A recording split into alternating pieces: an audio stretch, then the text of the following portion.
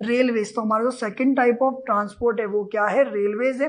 अब हम देखते हैं what the first point says under railways.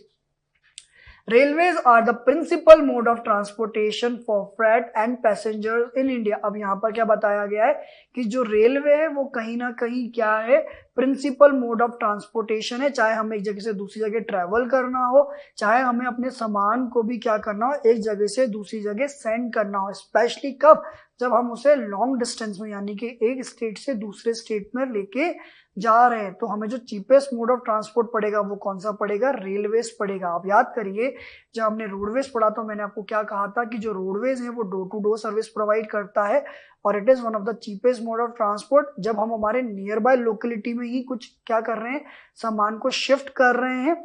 और उसी तरह आप देखिए कि जो रेलवेज है, अगर हम विद इन अ कंट्री यानी कि वन स्टेट से दूसरे स्टेट पर क्या कर रहे हैं, किसी चीज को शिफ्ट कर रहे हैं या ट्रेवल कर रहे हैं, तो one of the cheapest mode of transport जो है ट्रेवल के लिए, सामान पहुंचाने के लिए, वो क्या होगा, वो होगा रेलवे। और इसीलिए जो रेलवे है वो प्रिंसिपल मोड ऑफ ट्रांसपोर्टेशन है हमारी कंट्री में। तो आई होप आपको फर्स्ट पॉइंट क्या होगा, क्लियर होगा। Now we will see the next point.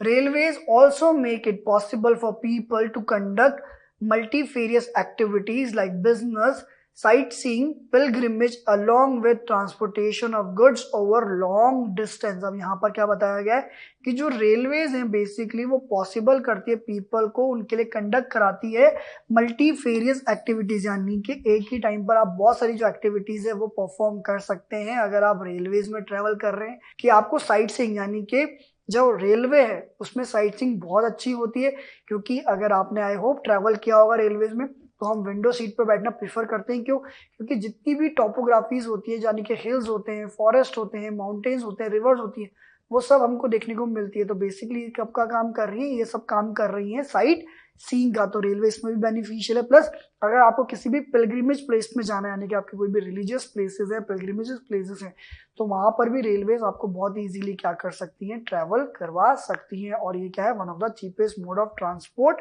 में से एक है अगर हम ट्रैवल करते हैं गुड्स को, या अगर हम खुद भी ट्रैवल करते हैं लॉन्गर डिस्टेंस में, यानी कि विद इन द कंट्री अगर आपको ट्रैवल करना है और आपके पास अच्छा खासा अमाउंट ऑफ क्या है, सामान है, और आपको क्या करना है, वन प्लेस से डिफरेंट प्लेस जो कि क्या है लॉन्ग डिस्टेंस में अगर आपको ट्रैवल करना है, तो आपको सबसे one of the cheapest mode of transport क्या पड़ेगा, रेलवेज पड़ेगा हमारी कंट्री के अंदर, अगर आप उसे कंपेयर करते हैं अदर मोड ऑफ ट्रांसपोर्ट से। तो आई होप आपका वाला पॉइंट भी क्या होगा, क्लियर होगा। अब हम देखते हैं हमारे नेक्स्ट पॉइंट को।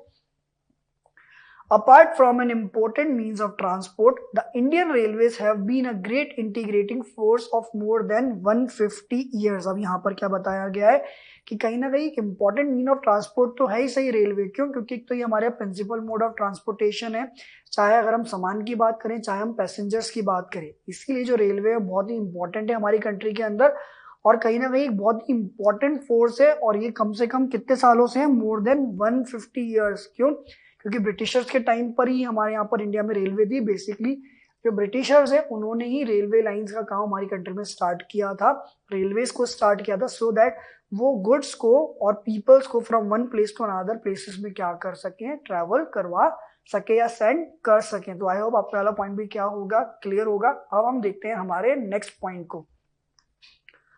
Railways in India bind the economic life of the country as well as accelerate the development of the industry and agriculture। अब यहाँ पर क्या बताया गया है कि जो रेलवेज होती है वो कहीं ना कहीं क्या करती हैं, बाइंड करती है economic life of the country. Specially हम बात कर रहे हैं किसकी, इंडिया के प्रोस्पेक्ट में, कि इंडिया के अंदर जो रेलवेज है वो कहीं ना कहीं हमारी इकोनॉमिक लाइफ को जो है बाइंड करके रखती है और एक्सेलरेट करती है क्या, डेवलपमेंट किसका, इंडस्ट्री का एंड एग्रीकल्चर का। क्यों, क्योंकि जितना भी रॉ मटेरियल जो इंडस्ट्री के लिए आता है तो वो आता है लॉन्ग डिस्टेंस से, तो उसके लिए, और वो हैवी भी होता है, तो उसके लिए जो रेलवेज है वो बहुत ही इंपॉर्टेंट है। वो एक तरह से क्या करते हैं, फ्रेट का काम करते हैं। दूसरा जो पैसेंजर्स हैं उनके लिए भी बहुत इंपॉर्टेंट है। तो ऑटोमेटिकली हमारे जैसी जो कंट्री है इंडिया, जिसमें पॉपुलेशन बहुत ज्यादा है और ज्यादातर जो पॉपुलेशन है वो ट्रैवल करना प्रेफर करती है रेलवेज में। क्यों, क्योंकि one of the cheapest mode of transport है अगर हम बात करें हमारी कंट्री के अंदर। तो हमारी कंट्री के अंदर जो रेलवेज है वो कहीं ना कहीं इकोनॉमिक लाइफ को भी क्या करती हैं, बाइंड करके रखती हैं, और जो डेवलपमेंट प्रोसेस उसको भी एक्सेलरेट करती है। क्यों,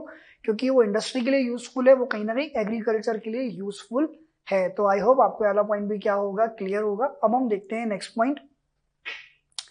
the Indian railway is now reorganised into 16 zone. अब यहाँ पर क्या बताया गया कि जो हमारी कंट्री के अंदर इंडियन रेलवेज है वो रीऑर्गेनाइज है किसके अंदर, 16 जोन्स के अंदर, यानी कि जो रेलवेज हैं उन्हें डिफरेंट डिफरेंट 16 जोन्स के अंदर क्या किया गया है, डिवाइड किया गया है। तो आई होप आपका वाला पॉइंट भी क्या होगा, क्लियर होगा। तो अब नेक्स्ट हम डिस्कस करेंगे factors affecting the distribution pattern of railways network in the country, यानी कि कौन से ऐसे फैक्टर्स होते हैं जो बेसिकली अफेक्ट करते हैं डिस्ट्रीब्यूशन पैटर्न ऑफ रेलवे का हमारी कंट्री के अंदर। तो स्टार्ट करते हैं और देखते हैं what the first point says.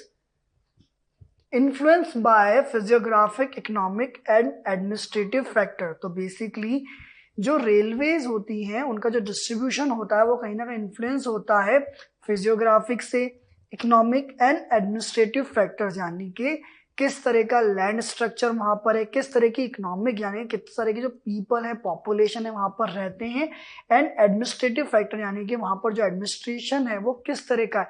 तो ये सब इंपॉर्टेंट फैक्टर होते हैं जो कहीं ना कहीं डिसाइड करते हैं किस चीज को, डिस्ट्रीब्यूशन पैटर्न्स ऑफ रेलवेज को हमारी कंट्री के अंदर।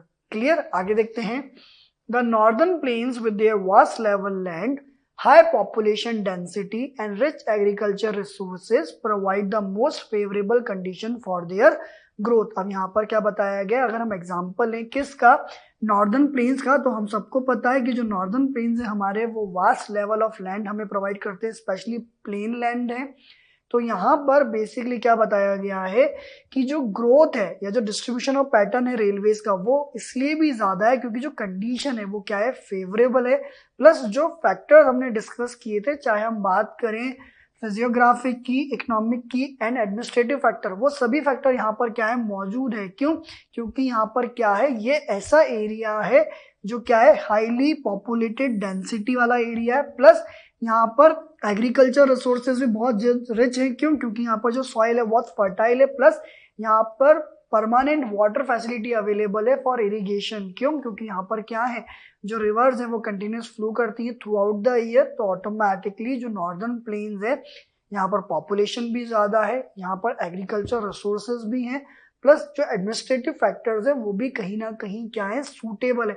तो इसीलिए अगर आप देखोगे नॉर्दर्न प्लेन के एग्जांपल से, तो कहीं ना कहीं ये ऐसा एरिया है जो क्या है, मोस्ट फेवरेबल है, जो कंडीशन चाहिए होती है रेलवेज की ग्रोथ के लिए। इसीलिए ऐसे एरिया पे कहीं ना कहीं जो रेलवेज है वो अपने चैनल को क्या करती है, मेंटेन करती है, मेक करती है। इसीलिए ये ऐसे फैक्टर्स हैं जिसकी वजह से डिस्ट्रीब्यूशन ऑफ रेलवेज नेटवर्क जो होता है वो अफेक्ट करता है। तो आई होप आपको फर्स्ट पॉइंट क्या होगा, क्लियर होगा। Now we will see the next point. However, a large number of rivers requiring construction of bridges across their wide beds pose some obstacles। अब यहाँ पर नेक्स्ट क्या बताया गया है, मैंने आपको अबव पॉइंट के अंदर बताया था कि जो नॉर्दर्न प्लेन्स है वो बेसिकली क्या है, एग्रीकल्चरली रिच रिसोर्स रीजन है, इसलिए यहाँ पर एग्रीकल्चर बहुत प्रैक्टिस किया जाता है। इसलिए यहाँ पर जो पॉपुलेशन है वो भी हाई नंबर्स में अवेलेबल है।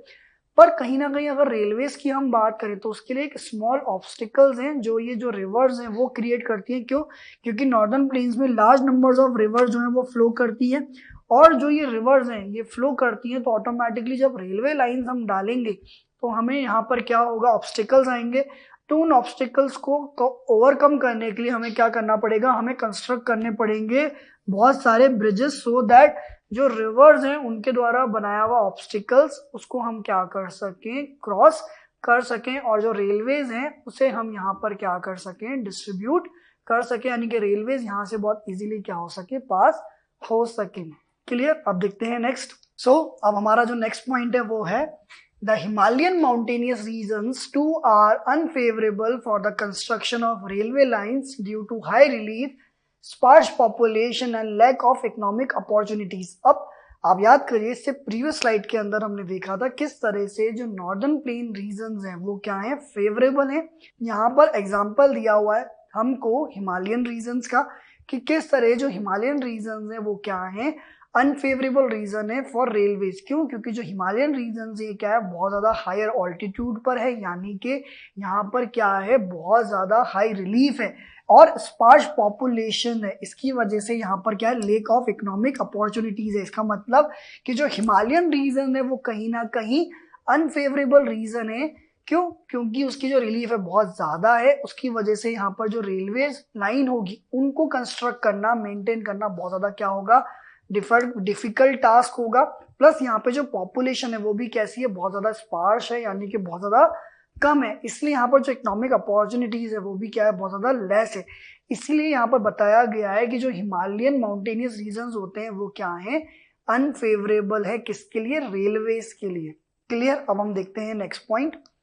Likewise, it was difficult to lay railway lines on the sandy plain of western Rajasthan, swamps of Gujarat, forested tracts of Madhya Pradesh, Chhattisgarh, Orissa and Jharkhand. अब यहाँ पर क्या बताया गया है कि जिस तरह से हमने हिमालयन माउंटेनियस रीजन का एग्जांपल डिस्कस किया कि वो क्या है, अनफेवरेबल रीजन है for the growth of railways, उसी तरह से आप इस तरह समझिए कि कंस्ट्रक्शन ऑफ जो रेलवेज होती हैं उसको भी बहुत डिफिकल्ट होता है, not only Himalayan mountainous region के लिए, बल्कि अगर हम बात करें हमारे जो वेस्टर्न राजस्थान के अंदर जो सैंडी प्लेन्स यानी कि जो डेजर्ट वाला पार्ट है, वहां पर भी कहीं ना कहीं रेलवेज को कंस्ट्रक्ट करना, मेंटेन करना बहुत डिफिकल्ट टास्क है।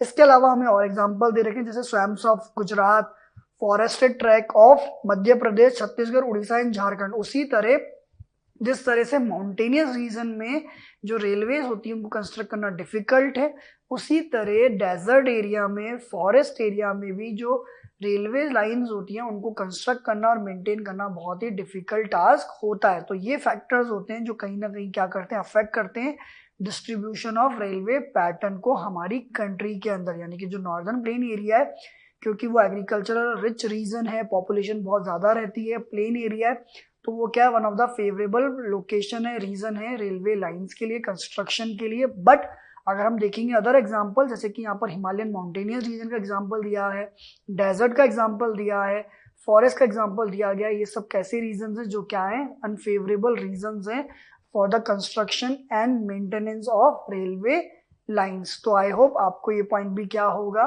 क्लियर होगा। Now we will see the next point.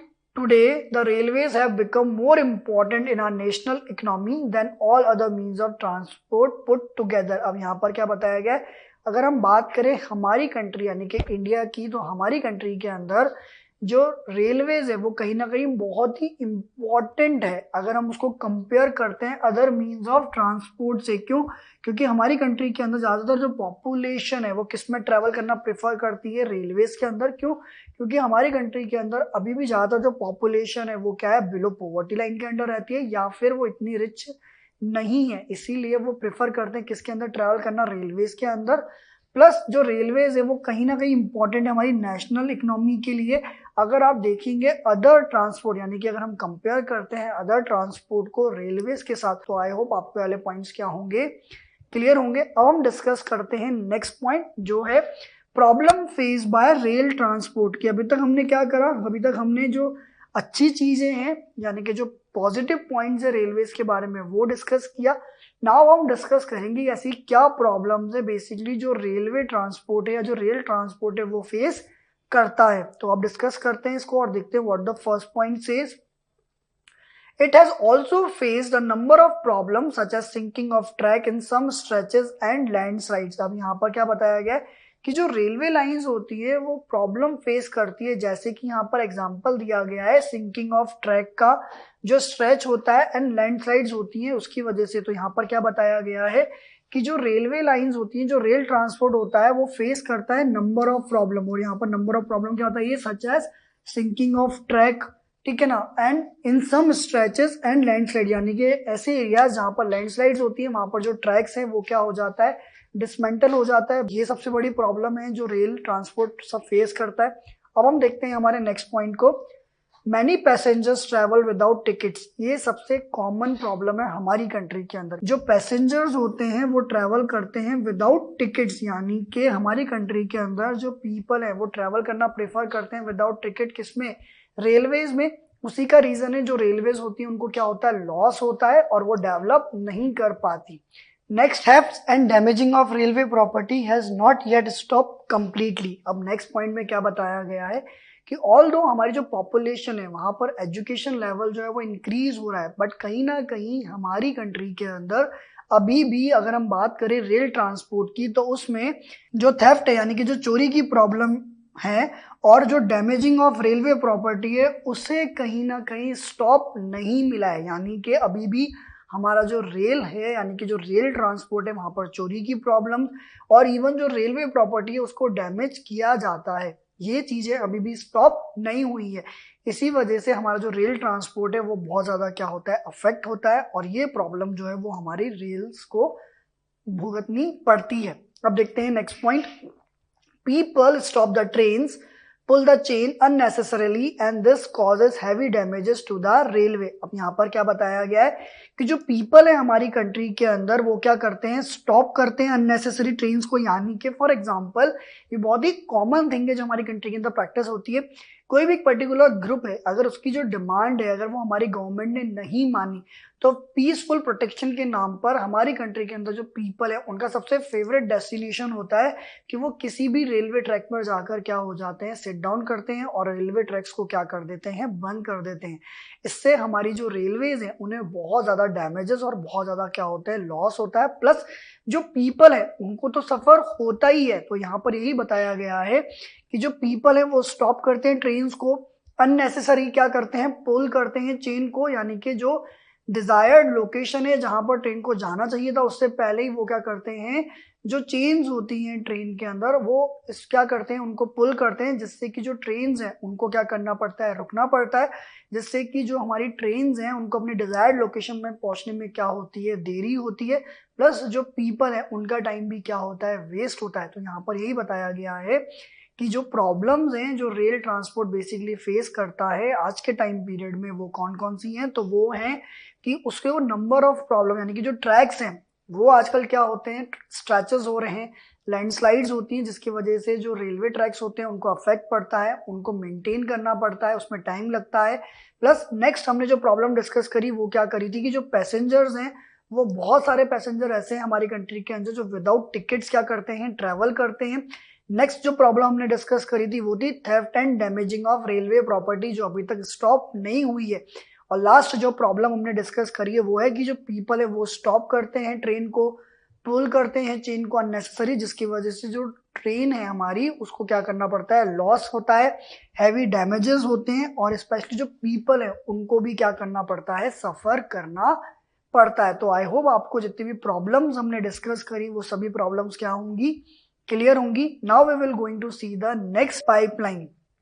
तो पाइपलाइन के अंदर देखते हैं what the first point says, in the past these were used to transport water to cities and industry. अब यहाँ पर क्या बताया गया है कि अगर आप अपने दादाजी या दादी जी से या आपके जो भी ओल्ड पीपल हैं घर में उनसे डिस्कस करोगे तो उनको बहुत शॉकिंग लगेगा जब वो आज करंट टाइम पर देखते हैं। क्यों?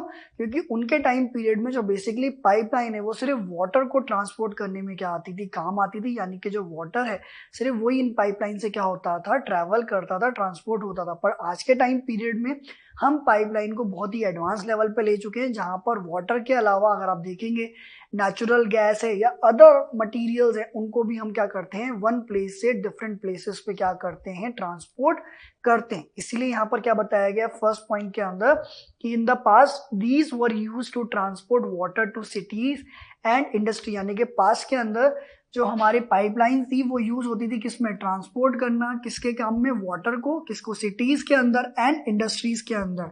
तो इसीलिए जो हमारे ओल्ड पीपल्स हैं घर में अगर आप उनसे डिस्कस करेंगे और उनको बताएंगे तो उनको थोड़ा क्या लगेगा, शॉक लगेगा। मतलब बताएंगे क्या, उन्हें पता है पर कहीं ना कहीं उन्हें क्या लगता होगा, शॉक लगता होगा, क्योंकि एक टाइम पीरियड में, उनके टाइम पीरियड में जो पाइपलाइंस हैं वो सिर्फ यूज होती थी वाटर के लिए और आज के टाइम पीरियड में हम उस पाइपलाइन से जो पेट्रोलियम्स हैं, जो नेचुरल गैस है उसको भी क्या कर रहे हैं, वन प्लेस से अदर प्लेस में ट्रांसपोर्ट कर रहे हैं। तो ये सब कुछ किसके हो पाया, ये कुछ हो पाया बिकॉज ऑफ जो इनोवेशंस हैं और जो डेवलपमेंट है उसकी वजह से। तो आई होप आपको फर्स्ट पॉइंट क्या होगा, क्लियर होगा। अब हम देखते हैं next point.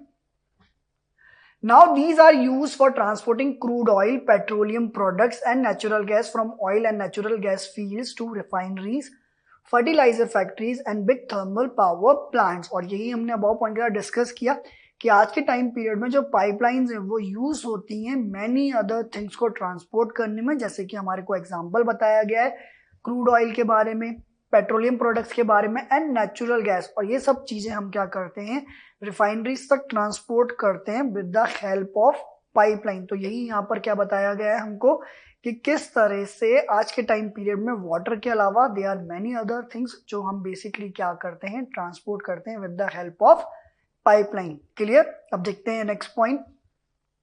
Solids can also be transported through a pipeline when converted into slurry। अब यहाँ पर क्या बताया गया है कि नॉट ओनली लिक्विड, इवन हम जो सॉलिड्स हैं उनको भी पाइपलाइन की मदद से ट्रांसपोर्ट कर सकते हैं, बट हमको उन सॉलिड को कन्वर्ट करना पड़ेगा किसके अंदर, स्लरी के अंदर, तभी हम उनको क्या कर सकते हैं, ट्रांसपोर्ट कर सकते हैं। यानी कि स्पीडी वे में वाटर के थ्रू, या उनको हमको थोड़ा क्या करना पड़ेगा, सेमी लिक्विड फॉर्म में कन्वर्ट करना पड़ेगा, तब हम उनको क्या कर सकते हैं, पाइपलाइन के थ्रू ट्रांसपोर्ट कर सकते हैं। तो आई होप आपको वाला पॉइंट भी क्या होगा, क्लियर होगा। अब हम देखते हैं हमारे नेक्स्ट पॉइंट को।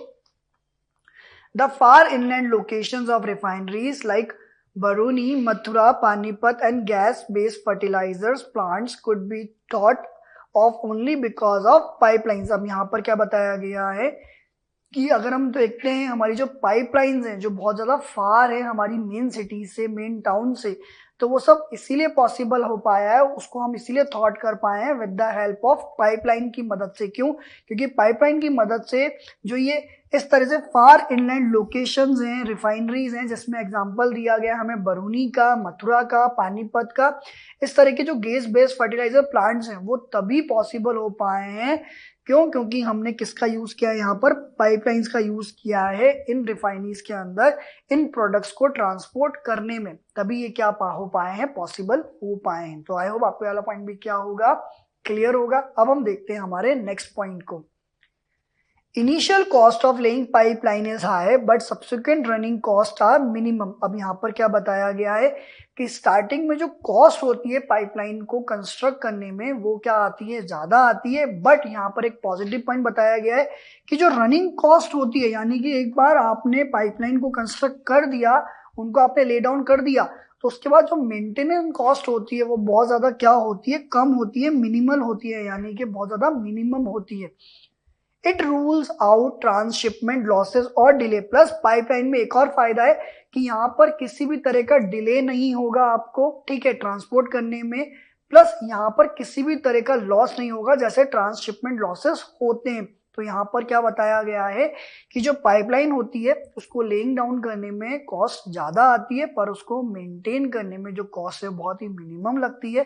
प्लस यहाँ पर एक बेनिफिट भी है, यहाँ पर जो ट्रांसशिपमेंट लॉसेस होते हैं वो नहीं होते, एंड इवन यहाँ पर जो डिलेज हैं वो भी नहीं होते। तो ये क्या है, पॉजिटिव पॉइंट है किसके, पाइपलाइंस के। तो आई होप आपको सभी पॉइंट्स क्या होंगे, क्लियर होंगे। नाउ हम देखते हैं हमारे नेक्स्ट पॉइंट। और नेक्स्ट हमारी जो हेडिंग है उसमें हमें बताया गया है there are 3 important networks of pipeline transportation in the country. तो बेसिकली हमने पाइपलाइन के बारे में पढ़ा, अब हम पाइपलाइन नेटवर्क के बारे में पढ़ेंगे, और स्पेशली हमारी कंट्री के अंदर 3 इंपॉर्टेंट नेटवर्क है पाइपलाइन ट्रांसपोर्टेशन के। तो उनको हम 1 बाय 1 क्या करेंगे, डिस्कस करते हैं। तो स्टार्ट करते हैं। From oil field in Upper Assam to Kanpur, Uttar Pradesh via Guwahati, Baruni and Allahabad, it has branches from Baruni to Haldia via Rajband to Morigram and Guwahati to Siliguri. तो यहाँ पर जो first network of pipeline transportation का बताया गया है जो हमारी कंट्री में बहुत इंपॉर्टेंट है। भाई आप इस तरह देखिए कि हम क्या डिस्कस कर रहे हैं, हम डिस्कस कर रहे हैं 3 important network of pipeline transportation हमारी कंट्री के अंदर, जिसमें जो फर्स्ट इंपॉर्टेंट नेटवर्क है हम वो डिस्कस कर रहे हैं, और वो क्या है, वो है from oil field in upper Assam to Kanpur, यानी कि जो अपर आसाम वाला एरिया है वहां से लेके कहां तक, कानपुर तक। और यहाँ पर पूरे हमें एरियाज बताया गया है जहां पर ये पाइपलाइन जो होती है वो क्या करती है, ट्रैवल करती है, और वो है गुवाहाटी, बरूनी एंड इलाहाबाद। और इसकी जो ब्रांचेस है वो कहाँ है, बरूनी टू हल्दिया है, वाया राजबंद, और राजबंद टू मोरीग्राम है, एंड गुवाहाटी टू सिलीगुड़ी है। तो इस तरह से जो पाइपलाइन है क्या करती है, ट्रेवल करती है। तो आई होप आपको जो फर्स्ट इंपॉर्टेंट नेटवर्क है पाइपलाइन का वो क्या होगा, क्लियर होगा। अब हम डिस्कस करते हैं सेकंड नेटवर्क को।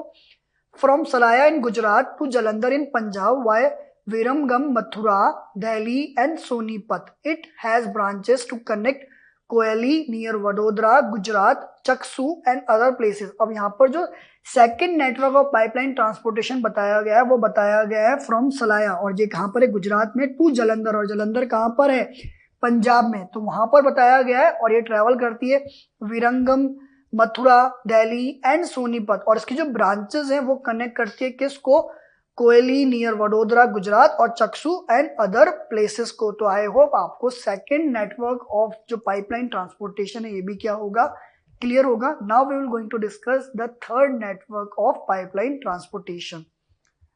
Gas pipeline from Hazira in Gujarat connect Jagdishpur in UP via Vijaypur and Madhya Pradesh. It has branches to Kota in Rajasthan, Shahjahanpur, Babrala and other places in UP. अब यहाँ पर क्या बताया गया कि जो third important network of pipeline है ये है फ्रॉम हजीरा इन गुजरात, और ये कनेक्ट करता है किसको, जगदीशपुर, जो कि कहाँ पर है, यूपी के अंदर। और ये कहाँ से ट्रेवल करता है, ये ट्रेवल करता है थ्रू विजयपुर इन एमपी, और इसकी जो ब्रांचेस है वो कहाँ है, कोटा, जो कि कहाँ है, राजस्थान के अंदर। एंड आई एम श्योर आप इससे फैमिलियर है क्योंकि आप यहीं पढ़ने आते हैं। Shahjahanpur, Babrala and other places in UP. तो आई एम होपिंग कि हमने जो three important network of pipeline transportation discuss करी वो तीनों ही जो नेटवर्क ऑफ पाइपलाइन ट्रांसपोर्टेशन है वो आपको क्या होंगी, क्लियर होंगी। Now we will see the next, और नेक्स्ट हम डिस्कस करेंगे हमारे डिफरेंट मोड ऑफ ट्रांसपोर्ट जो कि है वाटरवेज। तो अभी तक हमने क्या करा, हमने रेलवेज के बारे में डिस्कस किया, हमने रोडवेज के बारे में डिस्कस किया, हमने पाइपलाइन के बारे में डिस्कस किया। अब हम नेक्स्ट डिस्कस करेंगे किसके बारे में, वाटरवेज के बारे में। तो देखते हैं what the first point says. Since the ancient period India was one of the sea farming countries. अब यहाँ पर क्या बताया गया कि अगर हम देखते हैं एंशिएंट टाइम पीरियड से, तो हमारी जो कंट्री है वो कहीं ना कहीं क्या है, सी फार्मिंग कंट्रीज है। यानी कि आप इस तरह समझिए कि आपने 7th 8th क्लास के अंदर ही पढ़ा होगा कि जो इंडिया है वो वेल कनेक्टेड था पास्ट के अंदर, चाहे वो लैंड रूट हो चाहे वो सी रूट हो। इट मीन्स जो पीपल है अदर कंट्री से वो इंडिया में आते थे ट्रेड के लिए। जिस तरह से जो ब्रिटिशर्स हैं वो भी इंडिया में कैसे आए थे, ट्रेड के लिए आए थे। बाद में उन्होंने क्या करा, हमें अपनी कॉलोनी बनाया। तो हम क्या थे, वेल कनेक्टेड थे लैंड रूट के द्वारा भी और सी रूट के द्वारा भी with other countries of the world के साथ। तो यहाँ पर यही बताया गया। अब हम देखते हैं next point. Its seamen sailed far and near, thus carrying and spreading Indian commerce and culture। अब यहाँ पर क्या बताया गया कि हमारे जो सीमैन है यानी कि जो सी में ट्रेवल करते थे, सी के द्वारा जो बिजनेस करते थे, ट्रेड करते थे, वो पीपल जो है उन्हें क्या बताया गया, सीमैन जो है वो सेल करते थे फार एंड नियर यानी कि पास की जगह पे भी और जो दूर की जगह होती थी वहां पर भी ट्रेवल करते थे और कैरी करते थे और स्प्रेड करते थे हमारे इंडियन कल्चर को एंड कॉमर्स को। इसीलिए हमारा जो कल्चर है, हमारा जो कॉमर्स है, हमारा जो बिजनेस है वो एंशिएंट टाइम से ही बहुत ज्यादा पॉपुलर था। तो वर्ल्ड के अंदर डिफरेंट कंट्रीज की अगर हम बात करें तो उनसे हमारा ट्रेड लिंक जो था वो था। अगर आपने ये पास्ट में भी पढ़ा होगा आपकी 7th and 8th क्लास के अंदर भी, आई एम श्योर। तो अब हम डिस्कस करते हैं हमारे नेक्स्ट पॉइंट को। Waterways are the cheapest means of transport. They are most suitable for carrying heavy and bulky goods. अब यहाँ पर क्या बताया गया है कि जो waterways है वो क्या है, one of the cheapest means of transport है। ये बहुत ही important है और स्पेशली किसके केस में बताया गया है, they are more suitable for carrying heavy and bulky goods। यानी कि अगर आपको हैवी एंड बल्कि गुड्स को कैरी करना है from one place to another, तो सबसे जो चीपेस्ट मोड ऑफ ट्रांसपोर्ट है वो कौन सा है, वाटरवेज। क्लियर। अब देखते हैं next point. It is a fuel efficient and environment friendly mode of transport. Also जो वाटरवेज है वो क्या है, बहुत ज्यादा क्या है, फ्यूल एफिशिएंट है और एनवायरमेंट फ्रेंडली। यानी कि जो अदर मोड ऑफ ट्रांसपोर्ट है उससे अगर हम कंपेयर करते हैं तो जो वाटरवेज है वो क्या है, फ्यूल एफिशिएंट है and environment friendly mode of transport है। क्लियर। अब देखते हैं next point. India has inland navigation of waterways of 14,1500 kilometers in length। अब यहाँ पर नेक्स्ट पॉइंट के अंदर क्या बताया गया है कि हमारी जो कंट्री है इंडिया, उसका जो इनलैंड नेविगेशन है वाटरवेज का वो कितना है, 14,500 किलोमीटर्स है। तो आई होप आपका वाला पॉइंट भी क्या होगा, क्लियर होगा। आगे देखते हैं। Out of these only 5685 kilometre are navigable by mechanised vessels. अब यहाँ पर क्या बताया गया है कि अबो पॉइंट के अंदर हमने देखा कि हमारा जो इनलैंड नेविगेशन है वाटरवेज का वो कितना है 14,500 किलोमीटर लेंथ में, बट आउट ऑफ दीज हमारे पास नेविगेबल कितना है 5685 किलोमीटर जो है वो ही सिर्फ क्या है नेविगेबल है, अगर हम मैकेनाइज्ड वेसल से उसको क्या करते हैं नेविगेट करते हैं। तो आई होप आपको वाला पॉइंट भी क्या होगा, क्लियर होगा। सो स्टूडेंट्स अब हम नेक्स्ट डिस्कस करेंगे अबाउट द नेशनल वाटरवेज, और हमारी जो नेक्स्ट हेडिंग है वो है the following waterways have been declared as the national waterways by the government. It means हमारी जो गवर्नमेंट है इंडिया की उसने कुछ वाटरवेज को नेशनल वाटरवेज का दर्जा दिया हुआ है, जो हम डिस्कस करेंगे वन बाय वन। और देखते हैं first national waterway number 1 which is the Ganga river between Allahabad and Haldia, which is 1620 kilometer, is national waterway number 1. NW number 1 means क्या है यहाँ पर national waterway number 1। और यहाँ पर क्या बताया गया है बेसिकली कि जो गंगा रिवर है बिटवीन इलाहाबाद एंड हल्दिया जिसका टोटल डिस्टेंस है 1620 किलोमीटर, तो ये जो नेशनल वाटरवे है ये आता है नंबर 1 पोजीशन पर, जिसे NW1 भी हम कहते हैं, जो किसके ऊपर है गंगा रिवर पर है, और ये आता है बिटवीन इलाहाबाद एंड हल्दिया जिसका डिस्टेंस कितना है 1620 किलोमीटर। तो आई होप आपको फर्स्ट वाटरवे जो होगा वो क्या होगा, क्लियर होगा। अब हम देखते हैं हमारा NW2 यानी कि national waterway number 2। The Brahmaputra river between Sadia and Dhubri 891 kilometre is national waterway number 2। अब यहाँ पर क्या बताया गया है कि जो हमारा नेशनल वाटरवे नंबर 2 है यानी कि NW नंबर 2 है वो आता है ब्रह्मपुत्रा रिवर पर, और ये आता है बिटवीन सदिया एंड धुबरी, और इसका जो डिस्टेंस है वो कितना है 891 किलोमीटर। तो आई होप आपको अपना सेकेंड नेशनल वाटरवे भी क्या होगा, क्लियर होगा। अब हम देखते हैं हमारा NW3।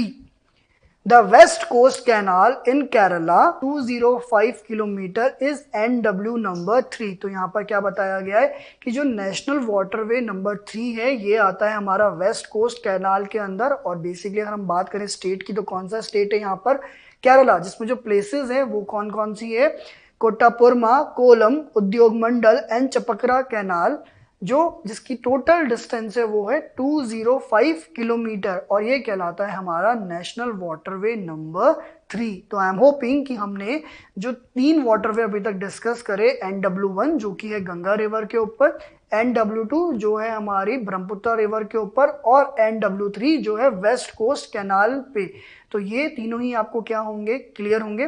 तो हम आगे देखते हैं। आगे NW4 को हम डिस्कस करेंगे, और NW4 जो है हमारा बेसिकली वो है specified stretches of Godavari and Krishna river along with Kakinada Puducherry stretch of canal, जिसकी लेंथ है 1078 किलोमीटर, और ये है हमारा NW नंबर 4। तो यहाँ पर क्या बताया गया है कि जो NW4 यानी कि नेशनल वाटरवे नंबर 4 है स्ट्रेच होता है specified stretches of Godavari and Krishna river, यानी कि गोदावरी एंड कृष्णा रिवर पर बेसिकली नेशनल वाटरवे नंबर 4 जो है वो पाया जाता है, जिसकी टोटल लेंथ है 1078 with Kakinada Puducherry stretch of canal, और जो ये कैनाल है ये क्या होता है स्ट्रेच होता है, क्लियर। तो आई होप आपको अपना नेशनल वाटरवे नंबर 4 भी क्या होगा, क्लियर होगा। Now we will see the NW5 which is in specified stretches of river Brahmani along with Matai river delta channels of Mahanadi and Brahmani river and east coast canal, जिसकी length है 588 kilometre, और ये कहलाता है हमारा national waterway number 5। तो यहाँ पर क्या बताया गया है कि जो नेशनल वाटरवे नंबर 5 है जिसकी टोटल लेंथ है 588 किलोमीटर्स, ये जो हमारा नेशनल वाटरवे नंबर 5 है ये स्ट्रेच होता है ब्राह्मणी रिवर अलोंग विद मताय रिवर और डेल्टा चैनल्स किस किस के, महानदी एंड ब्रह्मणी रिवर्स के, एंड ईस्ट कोस्ट कैनाल, यानी कि यहाँ तक ये क्या होता है स्ट्रेच होता है। तो आई एम होपिंग कि हमने जो 5 नेशनल वाटरवेज डिस्कस करे वो 5 के 5 आपको क्या होंगे, क्लियर होंगे। अब अदर देन नेशनल वाटरवेज कुछ इनलैंड वाटरवेज भी होते हैं, तो अब हम नेक्स्ट डिस्कस करेंगे about inland waterways. There are some other inland waterways on which substantial transportation take place. यानी कि इन नेशनल वाटरवेज पे तो ट्रांसपोर्टेशन होता ही है, पर जो इनलैंड वाटरवेज हैं वो भी बहुत इंपॉर्टेंट होते हैं. क्यों? क्योंकि इन वाटरवेज पे भी ट्रांसपोर्टेशन टेक प्लेस करता है. कौन से हैं वाटरवेज वो देखते हैं हम. These are Mandavi, Zori and Kamburja, Sundarban, Barak and back waters of Kerala. अब यहाँ पर क्या बताया गया है कि भाई नेशनल वाटरवेज के अलावा there are some inland waterways जहां पर बेसिकली ट्रांसपोर्टेशन टेक प्लेस करता है. और उसमें जो इनलैंड वाटरवेज हमारी बुक के अंदर मेंशन है वो है Mandvi, जौरी, Kamburza, Sundarbans, Barak and backwaters of Kerala. तो these are some inland waterways जहां पर ट्रांसपोर्टेशन एक्टिविटीज जो है वो टुक प्लेस करती है. तो आई होप आपको ये क्या होगा, क्लियर होगा. आगे देखते हैं. अब नेक्स्ट हम डिस्कस करेंगे अबाउट मेजर सी पोर्ट्स के बारे में कि कौन कौन से मेजर सी पोर्ट्स हैं जो हमारी कंट्री के अंदर बेसिकली पाए जाते हैं, या आप कह सकते हैं कहां पर वो पाए जाते हैं और उनके क्या नेम्स हैं. तो स्टार्ट करते हैं और देखते हैं what the first point says under major sea ports. With a long coastline of 7516.6 kilometers, India is dotted with 12 major and 200 notified non-major ports. तो यहाँ पर क्या बताया गया है कि इंडिया की जो कोस्ट लाइन्स हैं वो बहुत ही लॉन्ग है और उसका जो टोटल डिस्टेंस है वो है 7516.6 किलोमीटर्स. और यहाँ पर बताया गया है कि इंडिया के पास 12 measures and 200 notified non measures port हैं जिनकी साइज क्या है, ह्यूज है, और नंबर्स भी क्या है, बहुत ज्यादा है. क्यों? क्योंकि हमारी जो कोस्ट लाइन है वो भी क्या है, बहुत ही लॉन्ग है. तो आई होप आपको फर्स्ट पॉइंट क्या होगा, क्लियर होगा. आगे देखते हैं. These major ports handle 95% of India's foreign trade. अब यहाँ पर क्या बताया गया है कि जो इंडिया के मेजर पोर्ट्स हैं ये बेसिकली क्या करते हैं, हैंडल करते हैं इंडिया के फॉरेन ट्रेड को. और यहाँ पर जो फिगर दी है वो कितनी दी हुई है, 95%. यानी कि इतना ज्यादा आप कह सकते हैं जो फॉरेन ट्रेड होता है वो बेसिकली उसको हैंडल करते हैं हमारे कौन, मेजर पोर्ट्स. तो आई होप आपको वाला पॉइंट भी क्या होगा, क्लियर होगा. दैट इंडिया का जो भी फॉरेन ट्रेड होता है उसको मेजर पोर्ट्स हैंडल करते हैं और ऑलमोस्ट अराउंड कितना हैंडल कर रहे हैं, 95% फॉरेन ट्रेड को हमारे मेजर पोर्ट्स हैंडल करते हैं. क्लियर. आगे देखते हैं.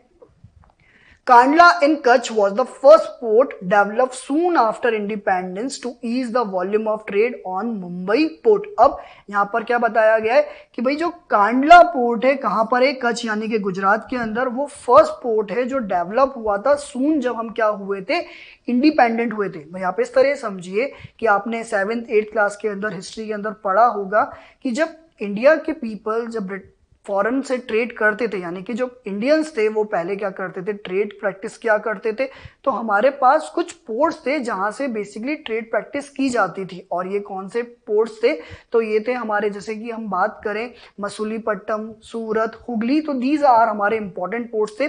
पर जब ब्रिटिशर्स इंडिया में आए और उन्होंने हमें अपना गुलाम बनाया, यानी कि इंडिया को अपनी कॉलोनी बनाया, तो उन्होंने इन ओल्ड पोर्ट्स को क्या कर दिया, बंद कर दिया और कुछ न्यू पोर्ट्स डेवलप करे, जैसे कि मुंबई एंड कोलकाता. तो यहां पर यही बताया गया है कि मुंबई जो कि हमारा बहुत ज़्यादा इंपॉर्टेंट पोर्ट है, क्योंकि सबसे ज़्यादा जो वॉल्यूम ऑफ ट्रेड प्रैक्टिस की जाती है वो हमारे मुंबई पोर्ट पे की जाती है. तो जब हम इंडिपेंडेंट हुए 1947 में, भाई ब्रिटिशर से हमको क्या मिली, आज़ादी मिली, and we got independent on 15 August 1947. तो आफ्टर इंडिपेंडेंस जो सबसे पहला पोर्ट हमने डेवलप किया वो हमने किया कांडला का, जो कि कहाँ पर है, कच्छ के अंदर. और इसको बेसिकली हमने क्यों डेवलप किया, सो दैट जो मुंबई पोर्ट है उसका जो वॉल्यूम है उसको हम थोड़ा सा क्या कर सके, ईज आउट कर सकें. क्लियर. तो आई होप आपको पहला पॉइंट भी क्या होगा, क्लियर होगा. अब हम देखते हैं हमारे नेक्स्ट पॉइंट को.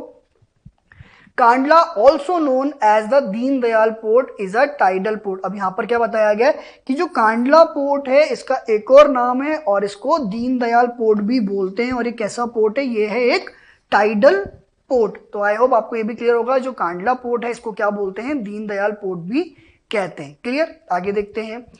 It caters to the convenient handling of export and import of highly productive greenery and industrial belt stretching across the states of Jammu and Kashmir, Himachal Pradesh, Punjab, Haryana, Rajasthan and Gujarat. अब यहाँ पर क्या बताया गया है कि बेसिकली जो कांडला पोर्ट है, जिसे दीनदयाल पोर्ट भी कहते हैं और एक ये टाइडल पोर्ट भी है, ये बहुत इजी वे में क्या करता है, हैंडल करता है जितना भी एक्सपोर्ट है, जितना भी इंपोर्ट है, और कहीं ना कहीं बहुत ही प्रोडक्टिव है। स्पेशली अगर हम बात करें ग्रीनरी या इंडस्ट्रियल बेल्ट की, स्पेशली वो स्टेट्स जहां पर इस तरह के प्रोडक्ट्स और इंडस्ट्रियल सेटअप है, जहां पर एग्जांपल दिया गया है हमें कुछ स्टेट्स का, जैसे कि जम्मू एंड कश्मीर है, हिमाचल प्रदेश है, पंजाब है, हरियाणा है, राजस्थान एंड गुजरात है। तो यहाँ के जो भी ग्रीनरीज हैं, जो भी इंडस्ट्रियल बेल्ट्स हैं, उनको कहीं ना कहीं जो ये कांडला पोर्ट है वो क्या करता है, हेल्प करता है in export and import of their raw material और देयर प्रोडक्ट्स। तो आई होप आपको ये वाला पॉइंट भी क्या होगा,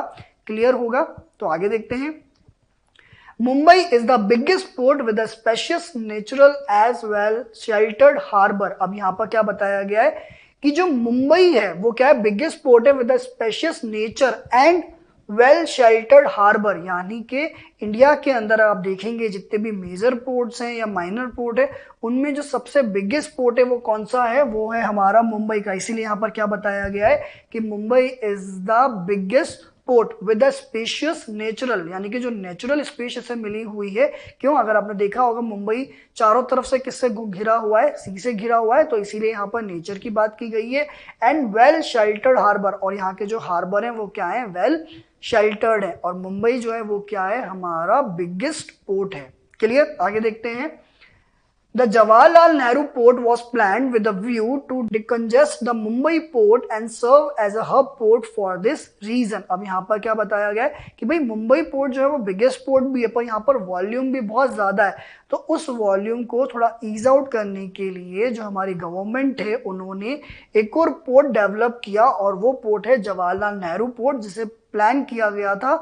और उसके पीछे जो व्यू था, वो व्यू क्या था, वो व्यू था कि जो मुंबई पोर्ट है उसको एज अ सर्व कर सके हब पोर्ट की तरह, यानी कि serve as a hub port for this region. भाई इस रीजन के अंदर जो इतना ज़्यादा ट्रेड वॉल्यूम है उसको थोड़ा ईज आउट कर सके, उसको हेल्प कर सके, इसीलिए जवाहरलाल नेहरू पोर्ट को क्या किया गया, प्लान किया गया एंड डेवलप किया गया, सो दैट जो मुंबई पोर्ट है या जो उधर का रीजन है उस रीजन को क्या कर सके, सर्व कर सके एज हब पोर्ट। तो आई होप आपको वाला पॉइंट भी क्या होगा, क्लियर होगा। आगे देखते हैं। Marmagua Port, which is in Goa, is the premier iron ore exporting port of the country. This port account for about 50% of India's iron ore export। अब यहाँ पर क्या बताया गया है कि गोवा जो हमारा स्टेट है वहाँ पर बेसिकली एक पोर्ट है जिसका नाम है मार्मा गोवा पोर्ट, और इस पोर्ट के अंदर क्या होता है, बेसिकली ये जो पोर्ट है ये प्रीमियम आयरन और एक्सपोर्टिंग पोर्ट है। अगर हम देखेंगे तो हमारी टोटल कंट्री के अंदर जितना भी आयरन और एक्सपोर्ट होता है उसका 50% जो आयरन और एक्सपोर्ट है वो कहाँ से होता है, वो होता है हमारे गोवा के पोर्ट से, जिसका नाम है मार्मा गोवा पोर्ट। तो ये बहुत ही इंपॉर्टेंट है अगर हम बात करेंगे आयरन और एक्सपोर्ट की। क्यों, क्योंकि हमें यही बताया गया है यहाँ पर कि जो प्रीमियम आयरन और एक्सपोर्टिंग पोर्ट है उनमें से ये एक है। और अगर हम बात करते हैं फिगर वाइज तो ऑलमोस्ट इंडिया के अंदर जितना भी आयरन और एक्सपोर्ट होता है उसका 50% जो आयरन और एक्सपोर्ट होता है वो किससे होता है, मार्मा गोवा पोर्ट से होता है। तो ऑटोमेटिकली इसकी इंपॉर्टेंस हमें क्लियर समझ में आती है इसकी फिगर से। आगे देखते हैं। New Mangalore Port, located in Karnataka, caters to export of iron ore concentrates from Kudremukh mines. अब यहाँ पर एक और नए पोर्ट के बारे में बताया गया है कि जो न्यू मैंगलोर पोर्ट है उसे लोकेट किया गया है कहाँ पर, कर्नाटका के अंदर। और बेसिकली इसका काम क्या है, इसका काम है एक्सपोर्ट करना क्या, जो भी आयरन और कंसंट्रेट्स हैं। और ये आयरन और जो कंसंट्रेट्स है ये कहाँ से लेता है, ये लेता है फ्रॉम कुदरमुख माइंस के अंदर, जो बेसिकली कहाँ पर है, कर्नाटका के अंदर है। तो आई होप आपको वाला पॉइंट भी क्या होगा, क्लियर होगा। नेक्स्ट पॉइंट देखते हैं। Kochi is the extreme southwestern port located at the entrance of a lagoon with a natural harbor। अब नेक्स्ट हमें बताया गया है कोची पोर्ट के बारे में, और जो कोची पोर्ट है वो बेसिकली कहाँ पर है, एक्सट्रीम साउथ वेस्टर्न पोर्ट है। यानी कि हमारी इंडिया का अगर हम मैप देखेंगे तो उसके साउथ वेस्टर्न पार्ट पर अगर हम देखेंगे तो हमें कौन सा पोर्ट देखने को मिलेगा, कोची पोर्ट देखने को मिलेगा, जो लोकेटेड है at the entrance of a lagoon, और यहाँ पर क्या है, नेचुरल हार्बर है। आगे देखते हैं। Moving along the east coast, you would see the extreme southeastern port of Tuticorin in Tamil Nadu। अब अगर हम यहाँ से आगे मूव करते हैं और किधर जाते हैं, ईस्ट कोस्ट की तरफ मूव करते हैं तो हम देखते हैं एक्सट्रीम साउथ ईस्टर्न पोर्ट, जो कि कौन सा है, ट्यूटिकोरिन। और जो ट्यूटिकोरिन पोर्ट है ये बेसिकली कौन से स्टेट के अंदर है, ये है तमिलनाडु स्टेट के अंदर। तो आई होप आपको वाला पॉइंट भी क्या होगा, क्लियर होगा। आगे देखते हैं, this port has a natural harbour and rich hinterland. अब यहां पर क्या बताया गया कि जो ट्यूटिकोरिन पोर्ट है जो तमिलनाडु के अंदर पाया जाता है, ये क्या है, नेचुरल हार्बर है यहाँ पर और रिच हिंटरलैंड है। इसी वजह से thus it has a flourishing trade handling of a large variety of cargoes to even our neighbouring countries like Sri Lanka, Maldives etcetera and the coastal region of India. इसी का रीजन है कि यहाँ पर क्या है, नेचुरल हार्बर है और रिच इंटरलैंड है, इसीलिए जो ये पोर्ट है वो क्या करता है, फ्लरिश करता है, ट्रेड हैंडलिंग और वैरायटी ऑफ कार्गोज को भी ये क्या करता है, हैंडल करता है।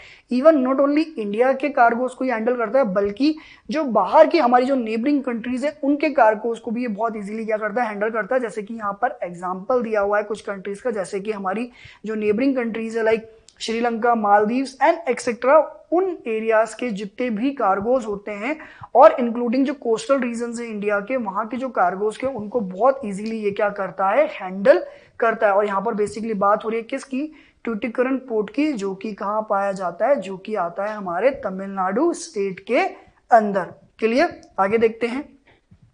Chennai is one of the oldest artificial port of the country. It is ranked next to Mumbai in terms of the volume of trade and cargoes. अब यहाँ पर क्या बताया गया कि चेन्नई जो पोर्ट है हमारा वो क्या है, one of the oldest artificial port है, यानी कि ओल्डेस्ट भी है और आर्टिफिशियल पोर्ट भी है हमारी कंट्री के अंदर। और अगर हम बात करेंगे वॉल्यूम की, तो आफ्टर मुंबई इसकी जो रैंक है वॉल्यूम में वो किस में आती है, सेकंड रैंक पर आती है। तभी यहाँ पर लिखा हुआ है it is rank next to Mumbai in terms of volume of trade, यानी कि जो भी वॉल्यूम ऑफ ट्रेड होता है वो सेकंड रैंक पे आता है चेन्नई पोर्ट आफ्टर मुंबई। और इवन जो कार्गोज होते हैं उनके मामले में कौन सी रैंक पे आता है, ये सेकंड रैंक पर आता है आफ्टर मुंबई। तो आई होप आपको वाला पॉइंट भी क्या होगा, क्लियर होगा। आगे देखते हैं, Visakhapatnam is the deepest landlocked and well protected port. This port was originally conceived as an outlet for iron ore export. अब यहाँ पर जो नेक्स्ट पोर्ट है उसके बारे में बताया गया है कि जो विशाखापट्टनम पोर्ट है बेसिकली वो क्या है, डीपेस्ट लैंडलॉक पोर्ट है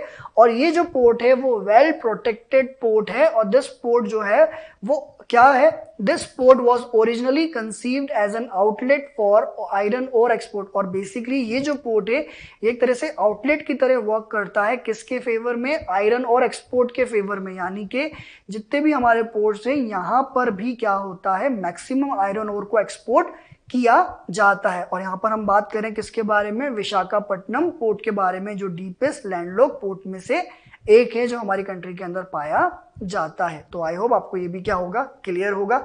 आगे देखते हैं, Paradip port located in Orissa specialises in the export of iron ore. और यहाँ पर नेक्स्ट पोर्ट जो बताया गया वो बताया गया है पैरादीप पोर्ट, जो कि कहाँ पर लोकेटेड है, उड़ीसा के अंदर लोकेटेड है।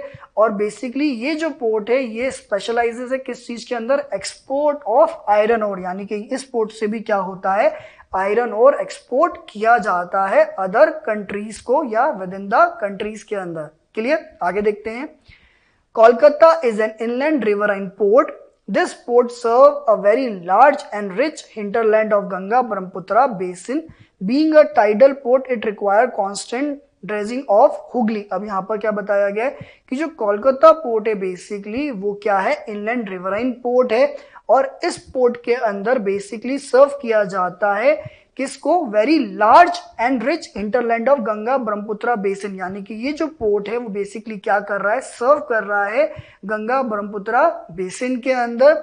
Being a tidal port it require constant dredging of Hooghly. और ये क्या है, एक तरह से टाइडल पोर्ट है, इसलिए यहाँ पर कंटिन्यूस किसकी रिक्वायरमेंट होती है, ड्रेजिंग ऑफ हुगली रिवर की। क्यों, क्योंकि ये बेसिकली उसी के ऊपर क्या है, बेस्ड है। तो आई होप आपको वाला पॉइंट भी क्या होगा, क्लियर होगा। आगे देखते हैं, Haldia port was developed as a subsidiary port in order to relieve growing pressure on the Calcutta port। और यहाँ पर क्या बताया गया कि हल्दिया जो पोर्ट है उसको बेसिकली डेवलप किया गया है सो दैट जो कलकत्ता पोर्ट के ऊपर जो प्रेशर था उसको क्या किया जा सके, ईज आउट किया जा सके। जैसे कि हमने देखा था कि जो मुंबई पोर्ट है उसका जो वॉल्यूम है वो बहुत ज़्यादा है ट्रेड का, तो उसको ईज आउट करने के लिए जवाहरलाल नेहरू पोर्ट को डेवलप किया गया, प्लान किया गया।